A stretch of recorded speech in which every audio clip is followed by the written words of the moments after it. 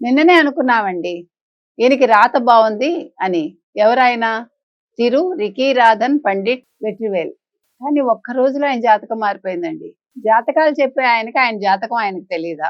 నిన్న ఆయన్ని ఓఎస్‌డీగా నియమిస్తూ తమిళనాడు ప్రభుత్వం నిర్ణయం తీసుకుంది. ఒక్కరోజు గడవక ముందే ఆ నిర్ణయాన్ని వెనక్కి తీసుకుందండి. విజయ్ ఇవాళ ఆ నియామకాన్ని రద్దు చేస్తూ ఆయన సంతకం చేశారు. ఇంతమంది భవిష్యత్తు చెప్పే రికీరాధన్‌కి తన భవిష్యత్తు ఏంటో తెలియలేదా? అదే అర్థం కావట్లేదు తమిళనాడు ప్రజలకి. ఇవాళ వీసీకే వామపక్షాలు ఈ విజయ్ తీసుకున్న నిర్ణయాన్ని తీవ్రంగా వ్యతిరేకించడంతో విజయ్ తన నిర్ణయాన్ని ఉపసంహరించుకున్నట్టు తెలుస్తోంది.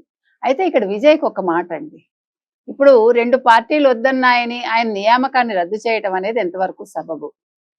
ఆయన ప్రతిదానికి ఇప్పుడు తనతోటుండే పార్టీలు చెప్పే మాటలు వింట మొదలుపెడితే పరిపాలన అనేది విజయ్ కొనసాగించగలడా అనే సందేహం తమిళనాడు ప్రజల్లో వస్తోంది. ఇలాంటి వాటికి ఆదిలోనే